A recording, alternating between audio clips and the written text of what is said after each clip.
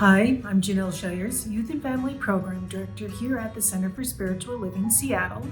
Thanks for finding our videos and taking a watch. Please make sure you click on subscribe below so that you're notified when more are posted. And if you're in the Seattle area, please join us at 11 a.m. for in-person youth program. We are grateful to have you, and this month with Golden Thread of Truth curriculum, we are talking about the philosophers, some of the famous philosophers from different religions, countries, faiths, and how they have evolved our thinking. So today is on Confucius and self-help. Confucius was the most famous Chinese philosopher, and he strove to bring peace and justice to his country. His teachings focused on a thread through all wisdoms of do not impose upon others what you do not want for yourself. He also taught that we are all good, but sometimes we stray away from that. And we always need to be educating ourselves and focusing to get ourselves back to that peace and harmony.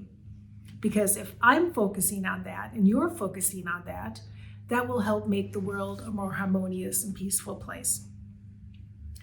There is a belief that Confucius was really the original self-help person, way ahead of his time, radical for when he was 551 BC.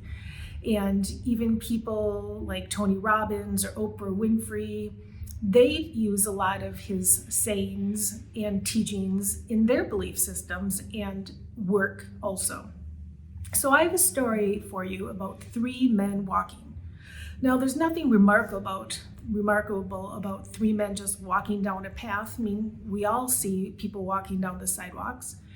But what's important for this story is that the first man was really focused on his best self.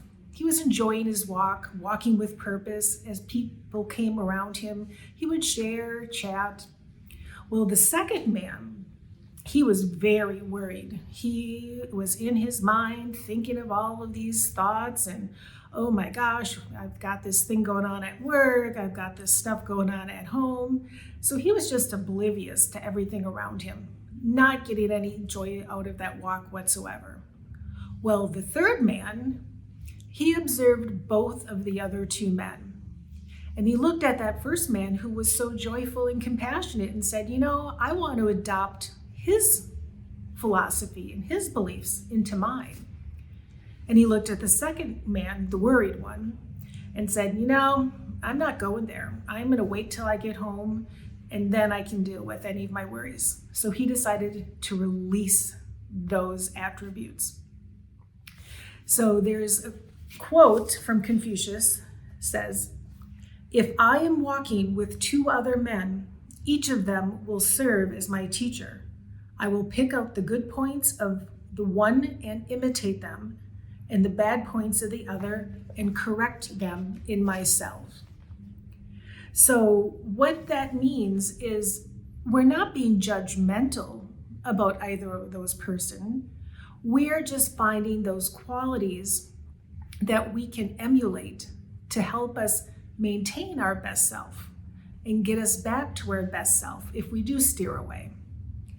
So a way to remember this story for your younger children is just on a piece of paper with some markers. You can just make some little stick figures and then draw some squiggly lines to make a little maze. I'll put an example down below. And that will remind them of walking that path. With your older children, you can also talk to them or even show them about an onion being a great example. We have that onion and it's a hole, but we can peel away those layers and see what's below that. But it also becomes a new hole in peeling all those layers away. So what your family can discuss are what are some qualities you see in people that you wish to take on as more something in your life in a positive manner, And what are you willing to release? Now, if your children are up for it, you can just do a little walking meditation around your house or the park or your backyard and have them say, I release the need to be the best student, or I release that I was angry at my sibling.